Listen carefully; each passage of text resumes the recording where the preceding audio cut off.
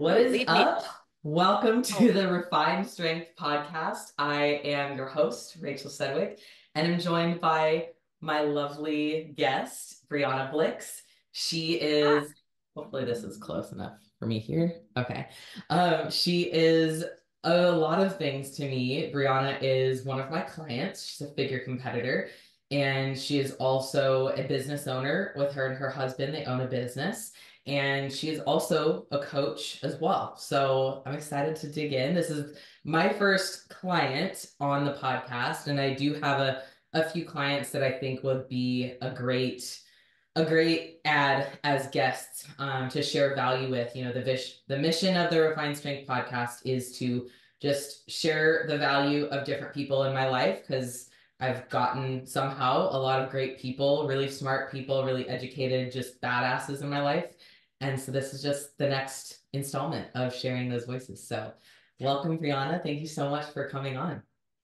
thank you for having me. You have really built a really special, and I'm biased because I'm on the team, but you've built a really badass group of women that do really cool and brave things, and it's a great atmosphere, and it's because of you. So thank you for having me. I'm super excited to be here. Yeah, I'm excited for you.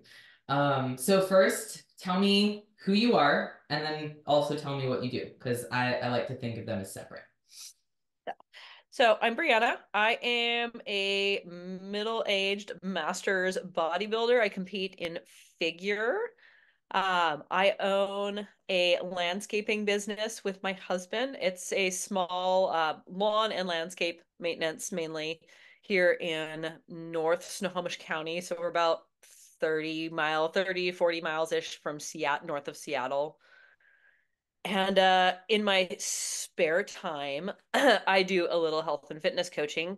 That was actually what I had intended on going into in the first place. I Before you spent started the landscaping business? exactly. I Okay. spent the first portion of my adult life working in auto repair, and when that time ended, I had planned on going into health and fitness coaching full time, and then the landscaping business kind of very suddenly popped up out of the blue. And it was so successful. We had to go see where it would go. And so I joined him a few months in full time, and it's just taken off from there. So, Oh. So tell me about how it kind of just popped up into thin air. Like, how that so we started. both worked in auto repair. My family owned auto repair shops for a number of years, and it got to the point where my dad was looking to retire, and I learned a lot about how to manage a business by being in there, but it's not something that enjoyed. It's a really high stress environment. And so I knew I didn't want to do that for the rest of my life, which is why I pivoted towards coaching. Mhm. And my husband was just going to go look for a job in auto repair because he's very good at it and was making a very good living at it. And he couldn't, while he was looking for a shop to land in, he got a side job cleaning up the landscaping at a house that was being flipped by a family friend. And so he was just going to do that for like a side job because he always has enjoyed yard work and gardening and like mowing the lawn, things like that. And by the time he was done with it, he had booked three more jobs from Okay. neighbors and a couple of the general contractors on the job. And so he kind of goes, well, maybe I should just see where this goes. And so Yeah, we did, and it just took off. So that's awesome. here we are 3 years later, and we're getting into the spring rush again, and it's super fun, super exciting. And it's only you guys, right? It's just two-man show, pretty much. Yep, it's two-man show. Okay. We So uh tell we me, have keep going. Sorry. I was going to say we have, working with your spouse is definitely not for everybody. Um, but we have some experience. We did it on and off in auto repair, and we know how to we know how to work effectively together, both how to get along and to be efficient and productive on the job. So, So how would you define that? Like what has been some things that have worked for you guys that like or I guess lessons that you've learned in working together? Because it's different than like just running a business together that's more or less like just like a I don't know, like a brick and mortar business or an online only business. Like you guys are not only running the business, but you're working manual labor, solving problems like with your hands and your minds together. So like tell me about that. We do a lot of divide and conquer. He is one of the most efficient workers you'll ever meet. He only knows how to work hard and to just go at maximum efficiency, maximum production. And I have a lot more of the softer, like admin background, more working on the business, how to build it, how to market it, how to keep the bills paid and the lights on. So Yeah. we do a lot of divide and conquer with it. I do a lot of the back end stuff, with doing like our marketing and advertising. I do a lot of the, scheduling, bookkeeping, and then we both work together, with client visits, Mhm. um, looking at what they need. He does a lot of the estimating since he's the one doing the work. He's got a good handle on, what he needs, how long it's going to take, what kind of materials we need. And so he does primarily most of the work. And I come out in the field and help them on bigger jobs, or we also offer some small scale design work. And so I do the design work. It's just something I enjoy. I have never been trained in it, But you've which been is on enough jobs, I feel like, and you've been on in enough yards and like just like curbs and whatever that like you know what looks good and what people like, right? And so that would you say like that's exactly. been the main thing that has driven you to start doing that design part, or have you like gotten some like extra education or anything like that? I am a student of like the University of YouTube, and also I have a couple of mentors in other landscape businesses that have been doing Okay. this for longer that have given me some pointers on easy like design tips. I've learned enough about like what plants go where and what they like, what goes good together to be able to put together these bed designs, and I enjoy it. It's fun. It's one of those, activities where I'll sit down to do it and 4 hours go by and I'm like, oh crap, I've got to eat. Like I haven't had any water. I haven't eaten. I'm hungry. Yeah. I can get lost in it. So it's something that I didn't know that I liked it, but I really do. So Yeah. That's cool. uh, So then that kind of segues into like the fun like dynamic of being a bodybuilder, like competitive bodybuilder, and running this business. Not only the that part, like, oh shit, I forgot to eat, or being so busy and going long stretches without eating, but also balancing it with training and balancing it with this is Louis here. Balancing it with hi. training, balancing also just the energy expenditure too, like in prep, that was something you and I really had to be super on top of it with. So tell me about that and just how you've grown in that area. That's been hard to learn how to balance, Yeah. because it can be really physical work. Um, and which is why, because of training and stuff, that's also another reason why he does most of the actual manual labor. Hmm. Because he knows my goals and he respects them and he wants me to thrive in bodybuilding because he sees how much I love it. Hmm. So that helps a lot that he's 100% on board and supportive of what I do. Like I don't think that this would work if he didn't. No. Um, so I try to be I am a planner to the max, and I've had to really become one to like look forward to see like when am I going to be out on a job? What am I doing? I know there are some jobs that are more labor intensive than others, and so I'll know, I'm not going to be training that day because I'm going to be running a shovel and doing 6 yards of rock all day. That is a workout in Literally of itself. shoveling rock like from one Literally place do to not need another. to train. Yes, literally do not need to train when you're shoveling rock. But on days where I'm like doing a design install, like I'm doing one on Friday, it's not going to be a super high impact type of a job. It'll take some Mhm. time for arranging everything and digging holes and whatnot. Days like that, it's a little easier to get some training in. And it's all easier outside of prep. Prep Yeah. changes everything. And we actually last year when I prepped, the last, I think, 8 weeks or so, we just kept me out of the field and I didn't go in there at all because we didn't Yeah. want me to get injured, didn't want to get overly stressed out and overly taxed, Yeah, because the all the those things. stress, this people underestimate the power of stress, and they also really like they don't understand the like what stress really is. People think stress is this guy is needy today. He People think just loves his stress mom. is like, oh, I had a stressful day at work, or me and my husband had a fight, or my kids are screaming, or the pipe burst in my house. Like they think that's stress. When in reality, like, yes, that's true, but stress is also things that we're excited about. Stress is training. We build up a lot of stress in our muscles in order for our muscle to grow and then in order for it to continue growing, it needs to recover. And so that blend of, when knowing when to push harder and when to pull back, a lot of people, bodybuilders, like they feel like no days off, or we have days off but like no, like I'm not going to miss my training session no matter what, right? And that will, especially with a manual labor job, like you have to miss a training session here and there, especially if it's Hmm. what is paying the bills. And that's another thing that, like, not everyone has the luxury of saying like not needing to do that kind of thing, like being able to push off tasks like home projects or something like that. But you really don't have that luxury with it being your full-time job, your business, and only being the two of you.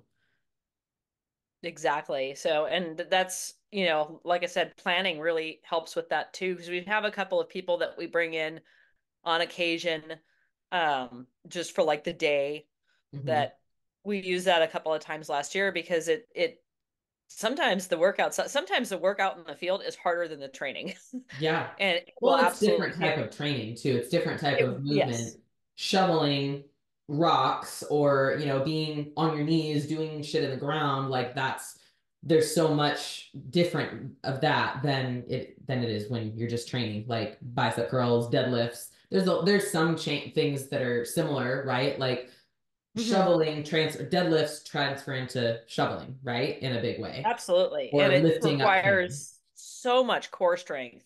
Because it's kind of almost like a mix between like deadlifting and golfing, because you're working on this transverse plane a lot of the time where you're having to go up, you're having to go over. Yeah. And like some people, there's a big gap in the landscaping world for being strong enough and efficient enough to do the job.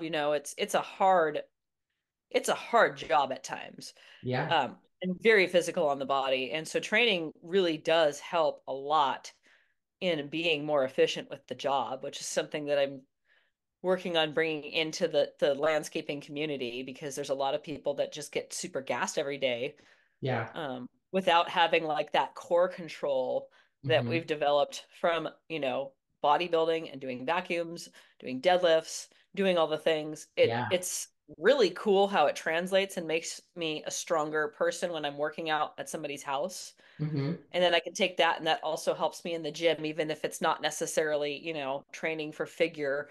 It's not necessarily like a good back workout where we're rowing and things like that, but But I it, think one thing that it does is that it helps you build density, honestly. Like people with more manual labor jobs, I've found, like men and women, but you see it more in men because there's more men in manual labor jobs, Mhm. typically. But like the muscle is just it's the density accrues faster than if you're only training, especially Yes. as especially with natural athletes, but even with enhanced, because you're using your muscles so much more and you're using them functionally, and you're training and you're eating enough. Yes. So for you, That's how another one. yeah, tell me about like how we expend energy, or how you found a balance for expending energy while in prep, while doing this manual labor. That was an interesting way to balance. It's a lot easier in the off season because food is higher, and so Mhm. there's not really this. I came up with a lot of struggles this early on in prep last year of like how hard am I going to be working out there today? Is this a day where I'd be eating like it's a training day, or am I eating more like this is a rest day? Yeah. And then having a plan for that food. And then also sometimes being able to have the option to pivot, because occasionally we'll go on a job and I'll think that, oh, I'm basically out there getting content today and like assisting a little bit. But on those days, I'm not laboring that hard. So I'll treat it more like a rest day on those days Yeah. and stick with like a rest day macro. But sometimes I'll be out there and the shit will hit the fan, or we'll find something unexpected. And then all of a Yeah. sudden it's a hard labor day. So having, carbs to fill that void between like a rest day protocol and a training day uh, macro split, having the option to have it or having it on hand on deck if I need it I was just gonna say, came I in think there were a lot of clutch. instances like that where we did have to change midday. And, Yeah. I had to kind of give you basically trust you to make that call when you're on the job because like yes I can answer a text really quick but at the same time like I'm of the school of thought as a coach that like I don't want my clients to be hanging on my approval for every single little thing. Obviously I do get back to you guys pretty quickly with responses on questions and stuff like that, especially if someone's in prep. Oh, yeah. But at the same time, you need to have some autonomy and like some self-awareness to know like this is not a rest day. And if I treat it like a rest day, I will become worse. I will be overly stressed more than I need to be, and it will affect my training tomorrow and, this week. And that could affect my ability to recover, which could affect your ability to lose more body fat. And so that I think that was it was a fun challenge for me, just like being able to have develop that relationship with you, obviously over the course of our time together, but also just within that prep, because that's going to help me for future reference with other clients with manual labor jobs or just really active jobs. Um, and also just developing that self-awareness for yourself too.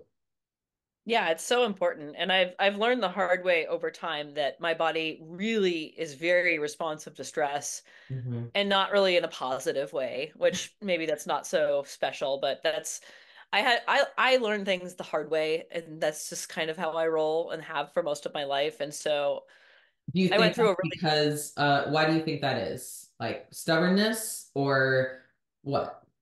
definitely some stubbornness. Yes, it's Yeah. we joke that it is a long running trait in our family.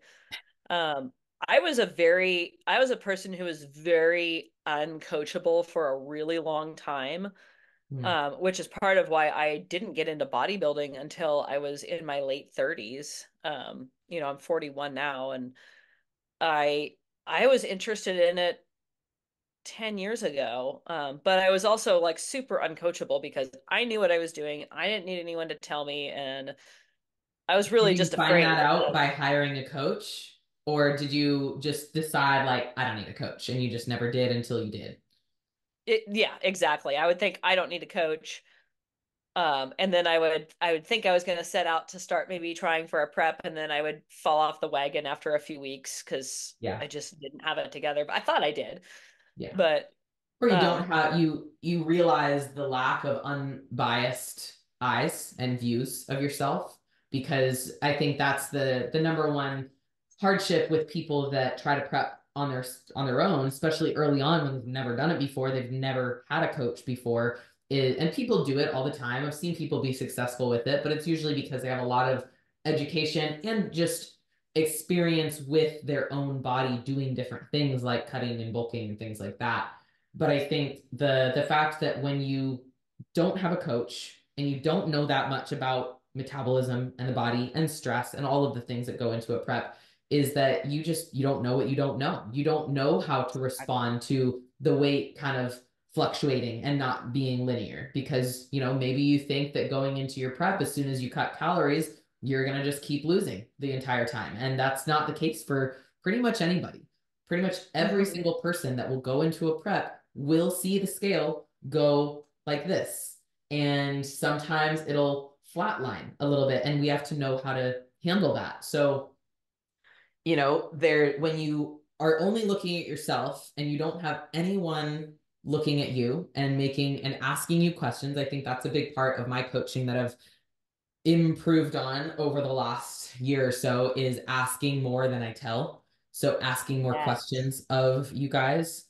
So yeah, I think that that's probably the reason that, we're not many people are good at coaching themselves. And you look at people that have been at this for years, Miss Olympia, Mr. Olympia, they all have coaches. So why would Yeah, I or why would someone who's an amateur who's never done this before or who's only done it once and not super successfully, why wouldn't you have a coach, right? exactly. And that, like, even now, I've learned a lot about how to coach, how to look at myself objectively, how to look at the data, how to read the signs and make adjustments. I still would never do any of this without a coach now. Just I know myself to know that I am not objective enough when I look at my own body to make Yeah. the call based on data. So I will base it off of my feelings, and Yeah. that's just not always the best way to do things. So, Yeah. Well, and most of the time when people do make their decisions on their own, they get a little too hasty and they do a little too much, like they cut calories too much. And then, well, 12 weeks later, you're still not lean enough, but you have nowhere to go with calories because you're already so low. Same thing with mhm. cardio. We're already I was doing just way gonna too say, are you much. doing 3 hours of cardio Yeah. already and you're just not losing? And what are you gonna do? Add another hour of cardio? No, you're not. It's Yeah, you're gonna die. exactly. So, what would you say? I remember when you stepped off stage in the first kind of few weeks when you reflected about, what's the next step after this last show that was in early November. You had a great showing, definitely looked your best you ever looked. Um, and you placed well among some competitive girls. So tell me about where you were at then post show in terms of like what you were thinking for your future as a competitor versus and business owner versus how you think of it now and if it's different at all. I would say it hasn't changed a lot, other than I was very tired at the end of that prep. It was a pretty long prep. Yeah.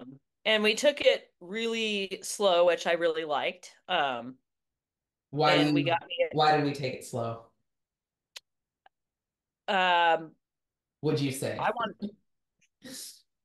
one because I know I'm busy Mhm. can only handle what I can handle. Two, I know that I live in a body that is very prone to stress. It has not always been a very healthy body, and it doesn't do well with drastic. So I was okay with taking as long as it takes to get to where we needed to get to. And I was really proud of how I showed and how I performed. Like you said, there was some fierce competition, especially at that last show. A couple of them are pros now, Yeah. deservedly so. I think Um, the girls in the top two are pros, right? yes. Yeah. And they're Yeah. just In the fantastic open people. class. Like, I really feel so blessed that I got to share a stage with them and learn a lot from them. Yeah. Shout out to Um, Eleni Politz. yeah, shout out to Eleni. You are Who won amazing. that show and then 1 week later got her pro card. Yes, which she 100% earned. And I was super excited to see that because I knew she was going to go pro. Yeah. At that time, I was very tired and I was like, do I want to keep doing this? And that Mhm. thought ran through my head in the I had like a 3 week period in between shows. And so in that 3 weeks there was a lot of me going, I don't know if I'm going to get up there and do this again. I don't know if I want to get a pro card. And Yeah. as soon as I got off stage, I was like, yes, I do. I do want to do that. Yeah. But not for a while because our business is really special to me and my husband. It's kind of like our baby because we don't have biological children and Hmm. we're not going to. So this is kind of like our baby, and it's really special to both of us because we didn't see it coming, but now we have it, and it's doing well and growing, and so we it's become as important to me as bodybuilding, and so I want to honor that by helping it grow. Yeah. And there's just a certain amount of yourself that you have to dedicate to prep that pulls away from everything else in your life. It pulls away from your relationships, your business, your kids. I'm not a mom. I'm a stepmom to an adult daughter. Um, But I can imagine if you had kids at home, there's even a certain amount of that where you're just, especially at the end when you're tired and you're hungry and you're pushing really hard, you just can't be there for everything in the same manner. Yeah. So for me, it's really important to take a long off season and honor those parts of my life and get them robust and booming before I consider getting back into a prep, Yeah. even beyond like the physical considerations of what I need to build and I was improve. just gonna say, So there's also that part. Like, gotta yeah, build a there's little that bit part more. too. But because I have a Yeah. lot of people that are like surprised that I'm not competing like in this spring season or in the At upcoming fall Emerald Cup season. in a month. Yeah, and I'm just like I'm still at the point where I'm like, no, thank you. I'm not like I saw somebody who's getting ready for the Emerald Cup and she talked about that she tried to put her air fryer in the fridge the other day, those low Prep carb brain. late Yeah. prep brain feels, and I was like, "Oh yeah, yes, I put a few things in the fridge that didn't belong there like hairspray." Yeah. And I'm not ready to do that again. Yeah, I exactly. am in no way, shape, or form excited to be there again yet, but I know I will again someday. So with your goals, I know your goals of competing in terms of like, we want to build in a safe, healthy, effective way, right? The biggest Hmm. thing we need to work on is your legs. Um, and you're on your way. So eventually go try for another bigger qualifier. I would love to see you do Emerald Cup or, another big master show. Unless you move to Texas, then we can compete down here. Um, Hmm. but yeah, and then eventually go and try to get a pro card. So those are your personal bodybuilding goals. I think that that's, absolutely possible for you. How about your business goals? What do you see in the next, say you take all of this, obviously you're taking all of this year off, taking all of next year off, most likely. What do you see where do you see the business going between now and the end of 2025? We um we've been working on becoming more consistent with with our income. Landscaping, I mean, we're in Washington. We don't have really severe winters, but at the same time it's a little difficult to make it a year-round business. Yeah. But having a stable enough income throughout the year is important to us. And being able to hire on like one or two crew members that we can pay them a living wage Hmm. and have them, be able to take care of their families as well. Like I don't want to be an employer that just has somebody that we're paying, $15 an hour and no benefits. There's no loyalty in that. Like Yeah. we're really passionate about people working in the trades. It's Hmm. something that is becoming more talked about because there's a lack of able-bodied talent in not just landscaping, but in all trades really.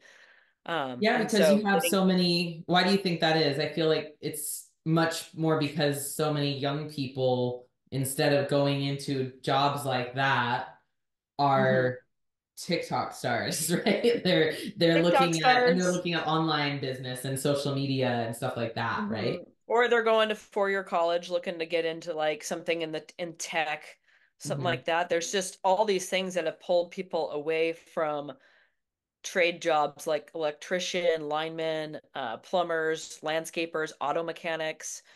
I was in auto repair for a long time before this, and that was the same thing where it was very hard to hire and a lot of the people aren't being well taken care of. And Hmm. so it's important to me that when we do employ people that we take care of our people and make it a place where we can nurture and help bring in the next generation of people to keep these businesses going because it's always going to be needed. I Yeah. mean, sure Yeah, we it have is. robotic mowers, but you need a person to do a lot of the work. Well, We'll never and replace people. being able to take someone too that, like I'm in Dallas, in East Dallas, and it's a very like kind of working class, more neighborhood, and all the houses built in the 50s. We have people coming along like just offering to mow people's lawns, right? And like, the neighbor's getting their lawn mowed, and it's just some guy with their phone number on their truck and all of their lawn equipment in their truck, and they just Well, and a drive down the chuck in a street, truck. right? Yeah. And so, most of those people, I doubt they actually have businesses, right? They don't have business cards, many of them. And it's a cool thing to be able to foster just the community of like making someone like that or allowing someone like that and empowering them to be part of something bigger than just like I'm just trying to fucking survive, right? And just mowing Exactly. people's lawns for 25 bucks because that's Yeah, what like they're doing now.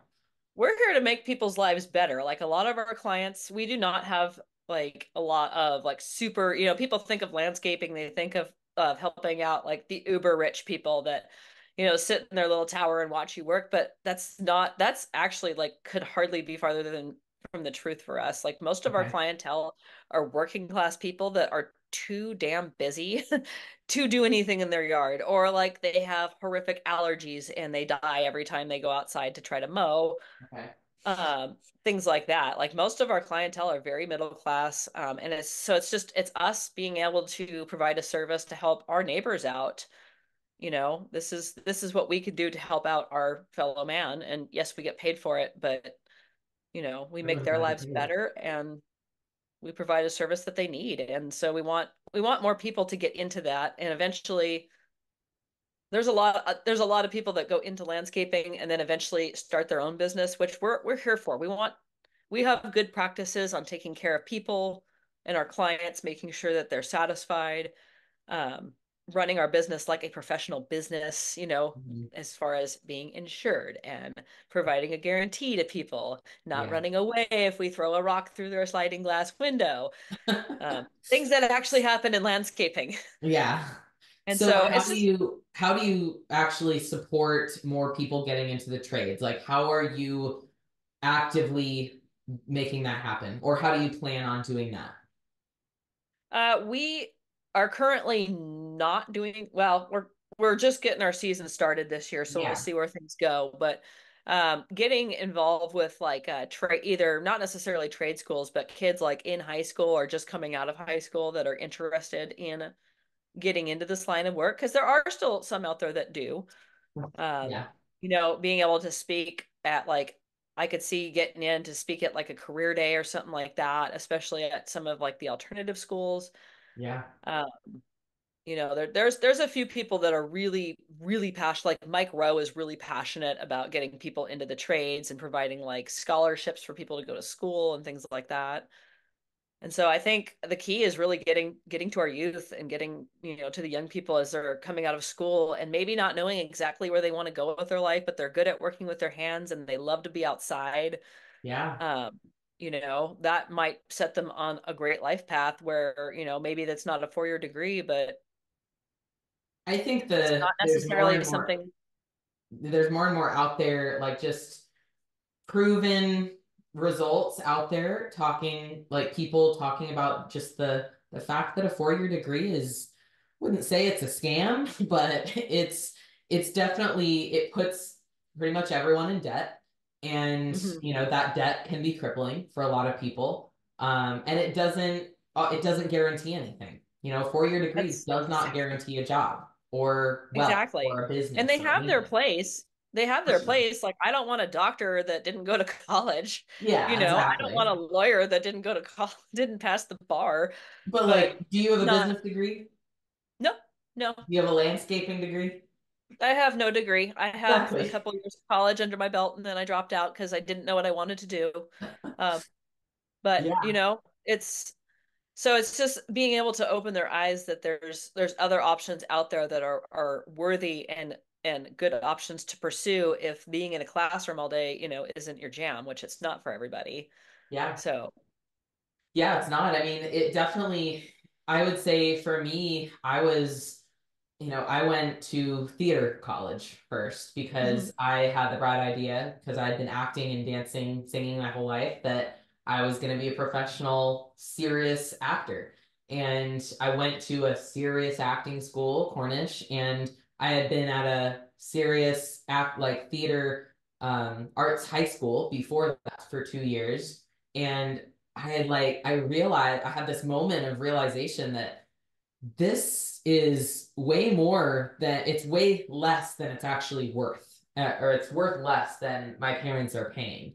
And, my parents are going to go into debt paying 35, 40 a year for this college that, I just had to go to become a serious actor. So I dropped out after one semester, went to go act full time at a theater down in Austin, and got all the side hustle stuff, was on voiceover work, was on some ABC shows as an extra. Like I lived the lifestyle of an actor. And that year of doing that showed me exactly what it needed to show me, which was this is not worth it. This is like a school was not worth it. Like I don't need to go back to school because that was my original plan to like kind of appease my parents was I'm Same. gonna go act down in Texas for a while because my aunt and uncle owned a theater down there. It's called Esther's Follies. Um, and so I did that for a year, and I told my parents, like, after I'm here for a year, I'm gonna go to LA and go to school over there, at more of a like, a school that was just gonna be a better fit in my mind. And like actually working as an actor and seeing how actors live and just like what the lifestyle is all about, and at the same time starting to get into fitness, that's when I realized like I don't need school for this. Like I'm a working actor already. And like, yeah, I could train more, I could do this and that, but like you really don't need it. And then that kind of Mhm. just got me on the path of realizing that like there's so much education and opportunity in the world that we don't always need a degree for, especially now with like the 100%. social media and internet and mentorships. I did end up getting a 2-year fitness exercise science degree, which I think was valuable for me to just kind of learn some basics and understand just the human body a little bit more. But Sure. I wouldn't say I used much of that in my coaching today, right? Like I used it Hmm. in personal training maybe a little bit, but not much. Everything I use in my coaching today is all my nutrition certifications and my J3U and my mentorships and stuff like that. In the school of life. Like Yeah. when I was in college for pre-nursing, actually. First I wanted to be a doctor. Mm. And after one quarter of college, I was like, I cannot be in school for another 10 years. I will die. So then I Yeah, was that's like, no how about joke. nursing? Really, I've always been very interested in the human body and how it works. But then I started working for my parents in their shops. They owned a chain of Midas shops. And I learned so much in there, and I really enjoyed earning an income. And so after a while, Yeah. I was like, I didn't know what I wanted to do with college. I didn't know if I really wanted to go into nursing. And so I left and went into working I was just going to do it for a little bit, and Mhm. then go back to school, of course, and Right. never That's did. always kind of when you're in your early 20s, that's kind of the thought. It's like, oh, I'm gonna go back to I'm going to school. go back. Yeah. Yeah. And then I ended up, and for a long time, I didn't really know exactly where the auto repair was going to take me. And now I understand that it was more or less preparing me how to run a business because I did not Mhm. work on the cars. I worked selling service and then also managing and running the shops, which at the time I thought was like an owner level type thing. And now I'm seeing that there are things that I did not learn there. There Yeah. are definitely holes in that, but it really taught me how to run a business. And it's Yeah. transferred so beautifully into running this landscape business. They're both service based. So there's a lot of overlap. And so now I kind of realize that was like my schooling. It was just, in a different format. Yeah, absolutely. I remember it's funny. I remember when I was working in gym management, I worked for a Gold's Gym franchisee. I was his executive assistant, and he owned 3 Gold's Gyms. And I remember I'd been in it for about 2.5 years, and and I was like really close with like all of his like fellow gym owner buddies. They would always come through. They all had their memberships and stuff. So I knew them, and they knew how much I did for him and like the kinds of work that I was doing. I wasn't just an assistant. I was like area operations director, basically. Um, and one of his friends who was another he wasn't a gym owner, he owned like a window cleaning business, and he was like a millionaire. He had Hmm. a great business, and he was telling me, he's like, you know what, I know he's really hard to work for because I've known him for 20 years or whatever, and I know what you do. You're basically getting like a master's in business right now, and I don't know if you know that, and I don't know what your goals are, in, your life in the gym industry and everything, but like that's what you're getting right now. And I heard that and I was like, yeah, yeah, I can see that. And it really didn't hit me until way later. Really, after I left and I went to work for a property management company, and I was doing a lot of the same things, but on a much higher level, assisting 12 people instead of just one person with multiple personalities.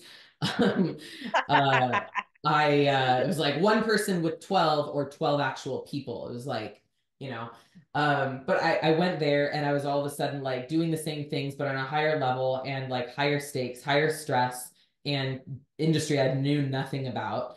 And that's when it kind of hit me like, that's what I was training for. Like, this is what I was working on. Like, because I had so many challenges in this business that I had to like problem solve and figure out when it came to like project management, construction management, customer service, training of employees, making hard decisions, financials, stuff like that.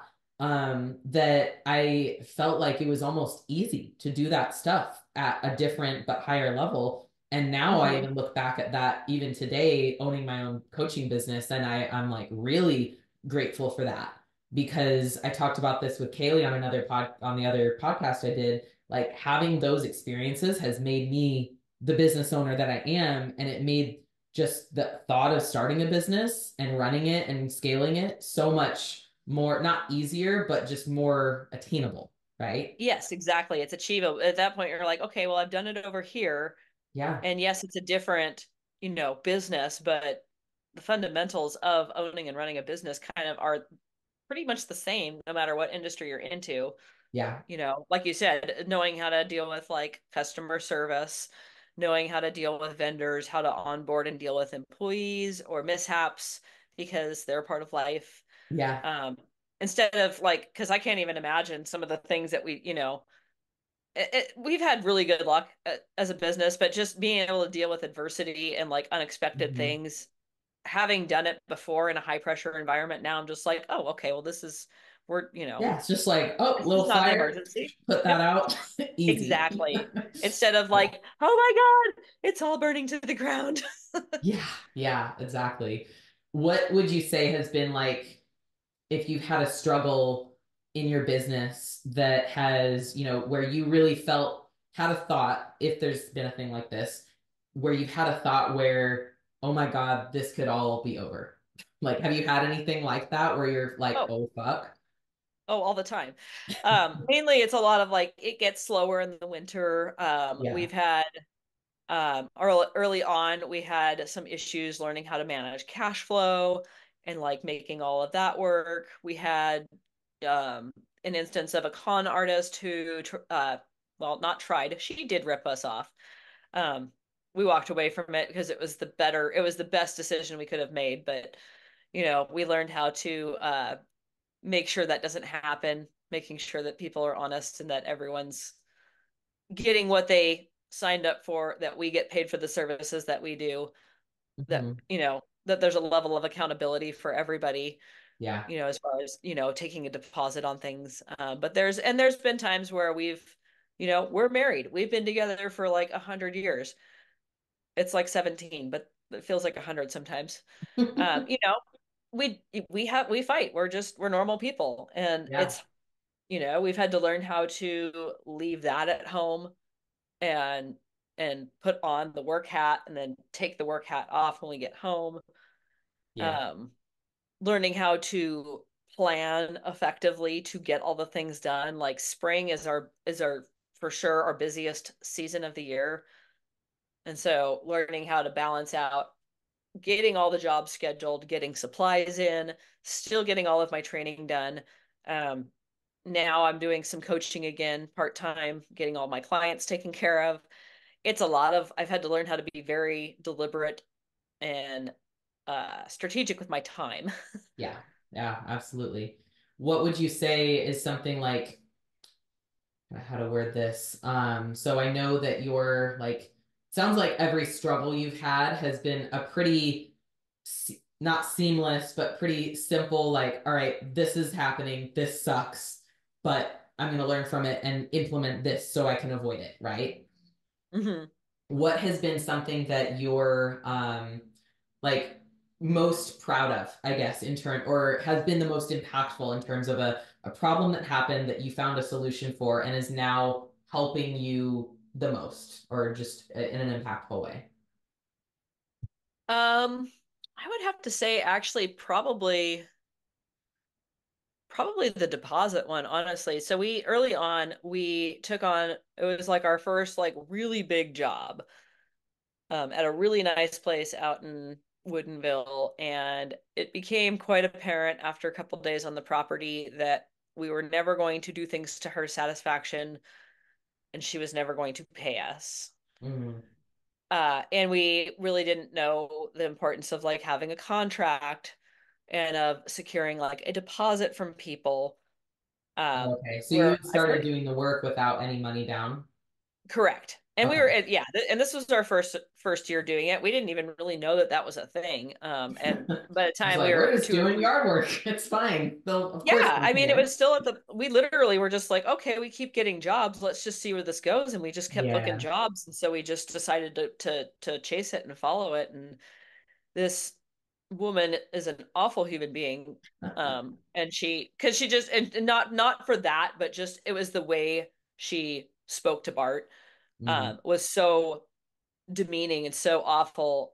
And she kept changing the scope of the work every hour or two that we finally just pulled the plug and left and didn't collect a dime from it and decided, mm. okay, we need contracts and uh Yeah. and we need deposits, and that's kind of a slippery thing for some people too, because a lot of people have been the other way around, have been ripped off by contractors that they give them a deposit and then they never see them again. Yeah, um, exactly. but we've learned the value. It's good for our client because it holds us accountable, because we're licensed and bonded and insured and all the things, so they can 100% come after us if we don't hold up our end of the bargain. But at least then now we know that, there's a level of commitment from them where we know that we're not going to get left out in the cold after we're done. Yeah, Because there good. is a level of trust there when you're Yeah. number one agreeing to do a job, and two for the person hiring the contractor. So we learned that one the hard way. Yeah, absolutely. So you talked about kind of goals for the company being like adding some contractors or crew members that you can really provide a future for. What other goals, or like maybe that's a pretty realistic goal, right? Mhm. Obviously you're just two people. You kind of hire someone every once in a while to help out on bigger jobs. You want to provide the job for someone else or a future for someone else. What are some like stretch goals? Like big time, like, oof, that's scary. I don't even know if we can do it. What are some of those, or if you have any? We have a couple of big stretch income goals to hit in the next like 5 years. Hmm. Um, that we've been growing every single year. There is definitely going to be a push to get to where we want to get. So we're planning to add in some other divisions and other work that we're not currently doing. Like hardscaping would be more Okay, like paver patios, small retaining walls. cool. Um, if they get to a certain size, they need some engineering involved and somebody who has a landscape architect degree and certification. I don't have that. We might hire somebody who has that possibly. Hmm. So we want to get into that eventually. That's a field that we don't know anything about. Yeah. So we need to get some education on that and or hire somebody who has that to help us Hmm. add that in. So, and that's our goal, like I said, in the next 5 years. Awesome. So, So, as a business owner, bodybuilder, coach, wife, all of the things, what would you say is like your proudest moment? Can you hmm. pick one that rules them all, or can you not pick and you need one from each kind of area? I would have to say, I don't know about if this fits all areas, but at least in recent memory, my proudest moment was actually the minute I stepped on stage for my first show in 2023. Because it was such a moment of redemption for me. In 2021, I prepped and competed. and I signed on with you at the very end, which is a story in of itself. In the middle Um, of peak week. yes, in the middle of peak week, which I actually do not recommend to anyone that you change coaches in the middle of peak week, but sometimes shit Sometimes it happens. goes like that. And that's just how it ended up being. And it was, it worked out for the best because Mhm. we have developed this incredible relationship. But Yeah. 2021 was a really troubling, or it was a year of a lot of tribulation. Hmm. We started the landscaping business. That was not part of the plan. My stepson passed away in the middle of my prep, which was also obviously not part of the plan. Yeah. And so it was more or less like a failed prep because I was under so much stress that there's no way I could have gotten stage lean. I don't believe that I probably could have Yeah. with the Oh, amount of no. stress that I was under. I used that prep kind of as a crutch to get through that time because it was the only thing Like a that was, distraction. yeah, it was the only thing that that was constant in my life at that time was bodybuilding. And so I hung on to that for dear life while I put off processing my emotions and my feelings about things. Yeah. And so from the minute I stepped off stage in July of 2021 to the minute I stepped on stage in October of 2023, I spent that time building and growing and healing and working through a lot of that stuff, learning how to take care of my body better and how to manage stress because I will tell you that a death like that will teach you a lot about stress.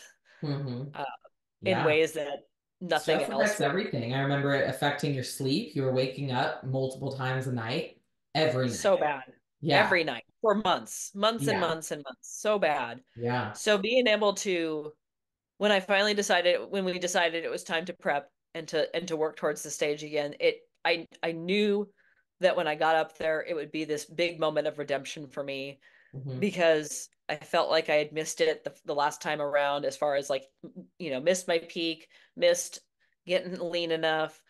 My heart really wasn't in it, even though it was the only thing I was hanging on to. And so I felt so much more ready for this last prep. So getting on that stage and feeling the lights and hitting my poses and winning first in that category and novice was just it was such a moment of like I was so proud of myself, and that's something that's really hard for me to do. I am What? Be proud of yourself? probably much like everyone else, and I'm my own harshest critic, Yeah.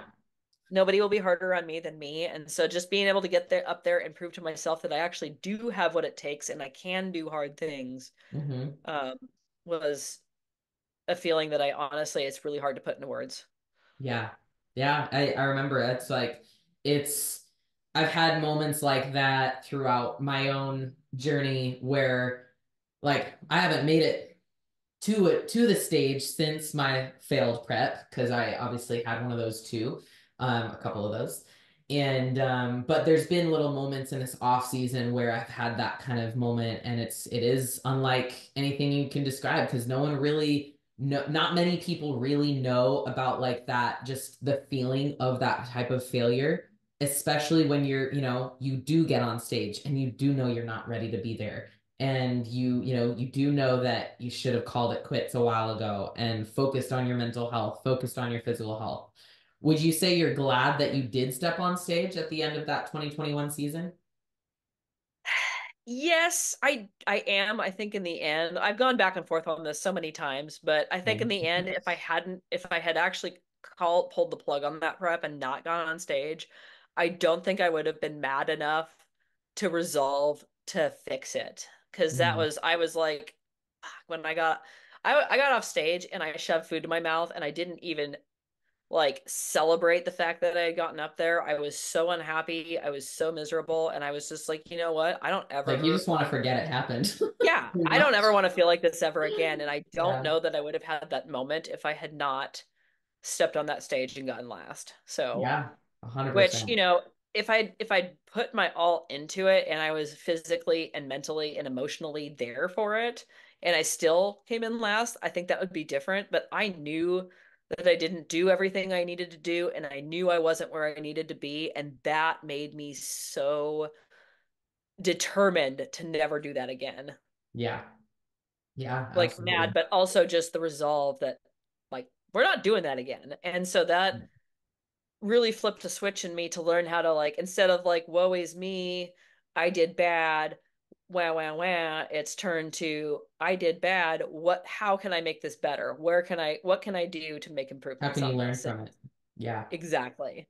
So what was the biggest, I guess, the turning point after that? Like what would you say made that off season, between seasons, the success that it was? I had to do a lot of internal work. I had Yeah. to do a What lot of kind of work internal on work? therapy, a lot of journaling, a lot of prayer, a lot of reading. I I had been coaching a little bit before Connor passed away, and I stopped not too long afterwards because I couldn't pour into anyone else because I was empty in here, and that Yeah. just it's I knew I wasn't going to be doing anyone any favors, and I also wasn't in a place where I could even like fathom trying to like acquire clients, if that Yeah. makes sense. Yeah. And so I let that go, and I had to deal with some anger and resentment around that because that wasn't part of the plan. But it's it came back around, and that's a different story. But um, yeah, I had to do a ton of really hard work on myself and to look at like where I was limiting myself and when I bury my feelings and what I do when I get overwhelmed. And it's weird how that kind of situation makes you really look at your life and your shortcomings and what you like. It just kind of like lays you open, bare Yeah. open. And It's like, here's everything that's wrong with me. How do I, like, what do I start with? Yeah. right. Once I felt like I had everything kind of under control, more or less, and that I really was enjoying my life and loving what I was doing and finding fulfillment every day and also enjoying like my off-season body was a big one too because that's something that I always hated was Yeah. How do you feel like I you love got there to that point of loving your off-season body? taking better care of it for one. Mhm. I first competed in 2019 in the fall of 2019 and then in 2020 when everything shut down with the pandemic Mhm. I struggled really hard and fell off the wagon because I didn't see the point of everything. I was like, what's the point? The world's going to end. We're in a lockdown. Like there's going to be no more Yeah. bodybuilding. It's horrible. Um taking better care of myself and getting in and doing the training and feeding my body the foods that it needs instead of just the things that I craved really helped a lot. And just being honest and talking with you about it too and having you Yeah. help me through it a lot by, reminding me that we're not supposed to be stage lean all the time. Hmm. Um, yeah, you helped a lot. Oh, good.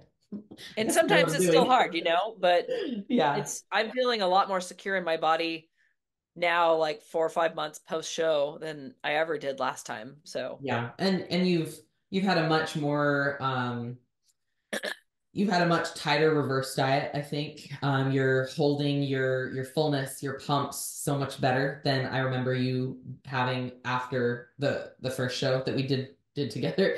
At kind the end of your of. 2021 prep.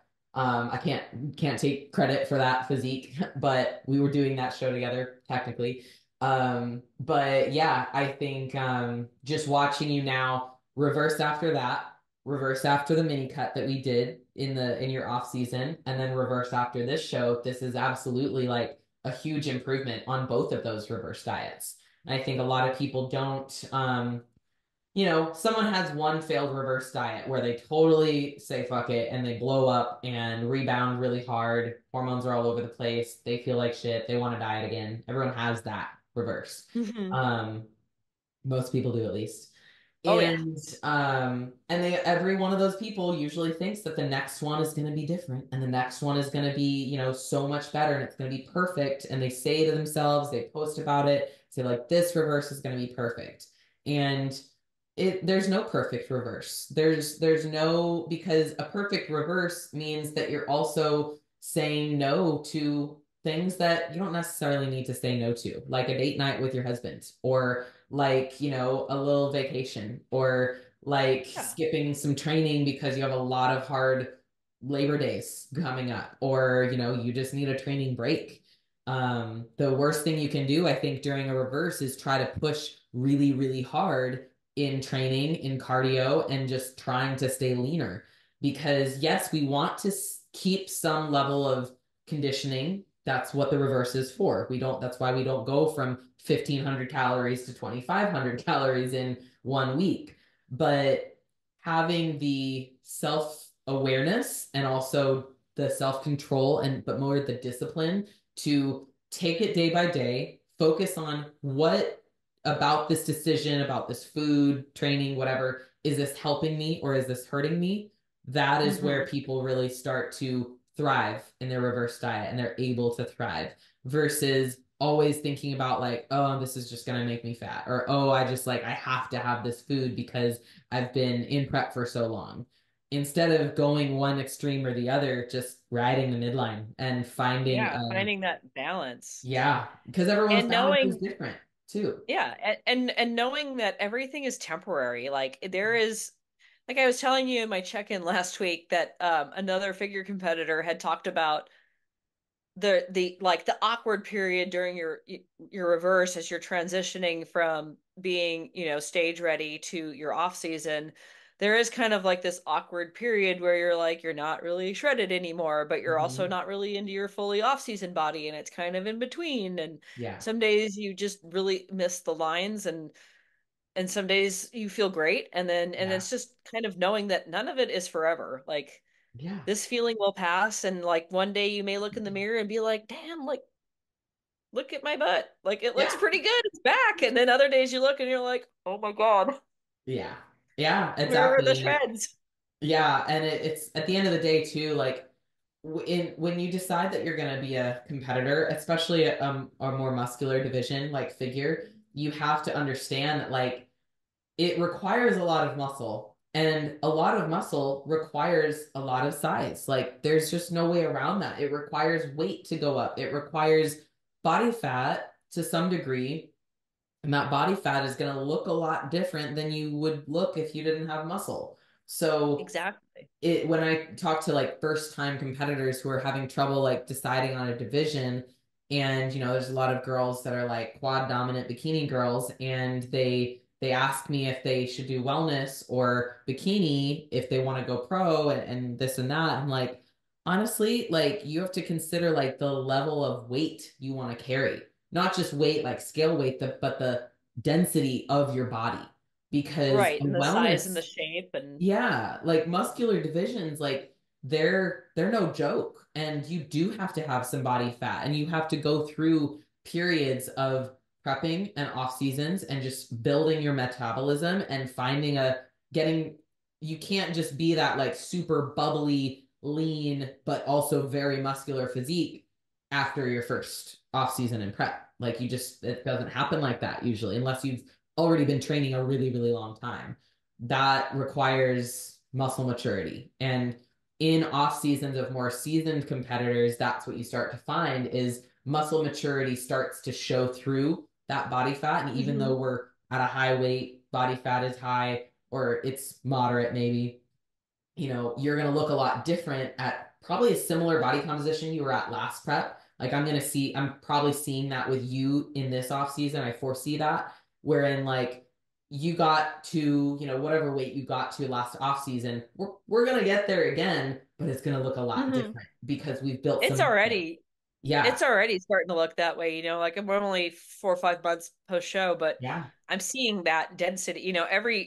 Every off season has been handled better Hmm. in terms of like just being on point with food and Taking better training care of and yourself. sleep Yeah. and taking care of myself, but also that density is showing up more and more. So the composition improves every time, which also helps with confidence. Hmm. And I'm finding it just easier. Just this time around, it's been a lot easier to accept my body, at least most days. Yeah. Everyone has their days where you look in the mirror and you feel like a potato, but For they're sure.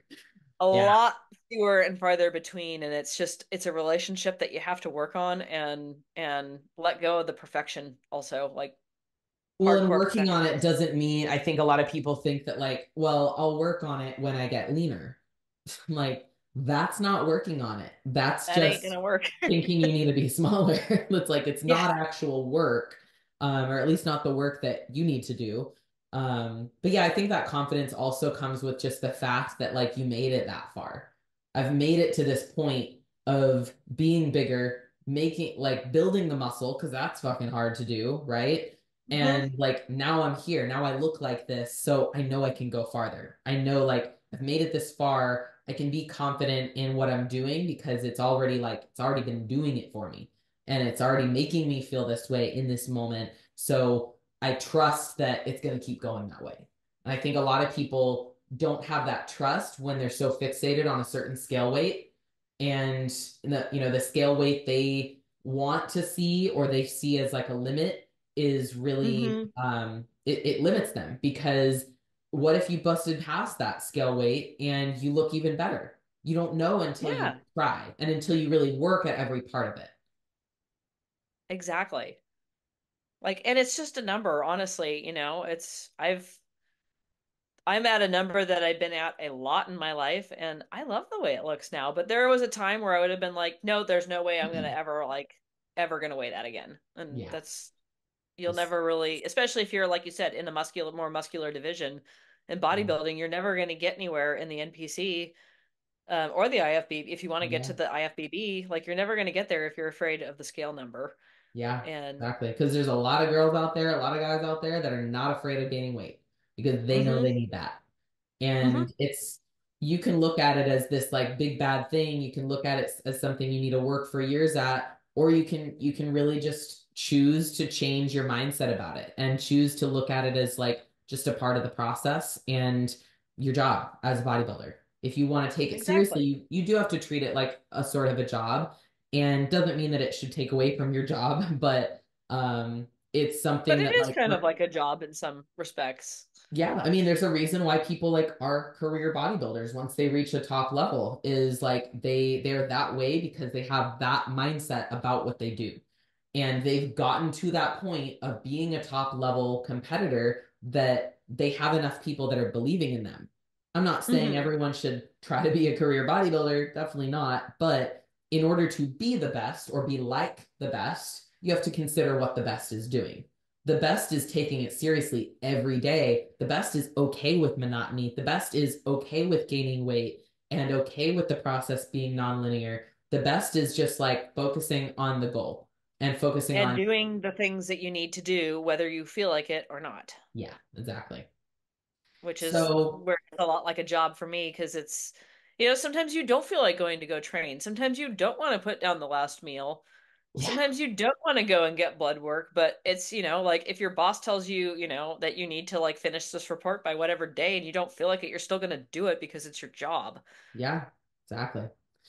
You just, You just do it. yeah, you just do it. So, last question is what would be, and I kind of asked something similar already, but what would you say is like something that has been the most impactful for you just in your life that you wish you had known before you started your business or before you started competing? Um, I would say that I don't have to be perfect at everything. Mhm. That was something that helped, also something that's held me back so many times in my life is that it's got to be perfect. It's got to be the perfect time.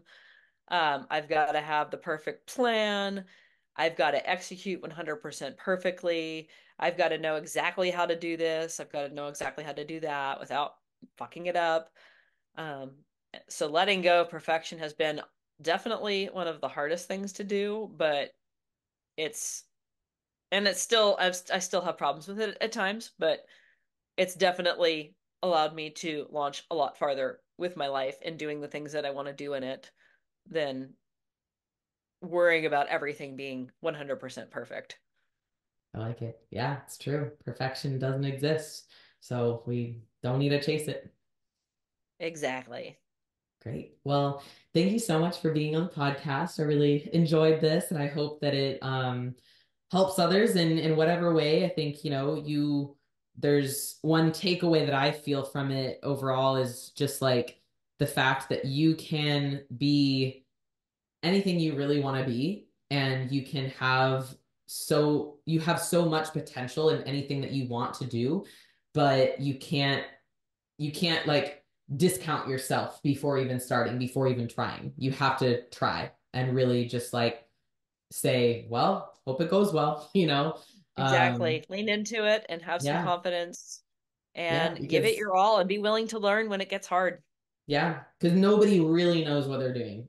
Like that's what I've been Correct. really finding out is like everybody, even if they look like they know what they're doing, they still have a lot that they're unsure of. They still have a We're lot all that they're trying to figure it out, man. still figuring out. Yeah, Yeah.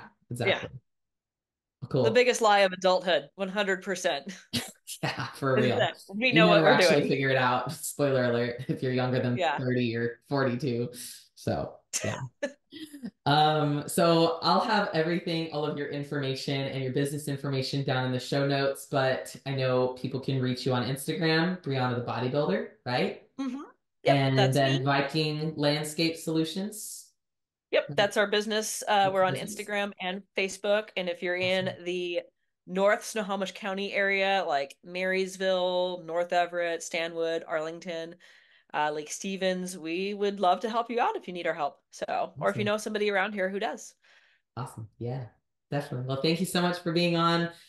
Thank you for listening. If you want to like and subscribe, I would totally appreciate it. Share the episode with your friends, especially those who have big yards in that area. And We hope to like big yards and we cannot lie.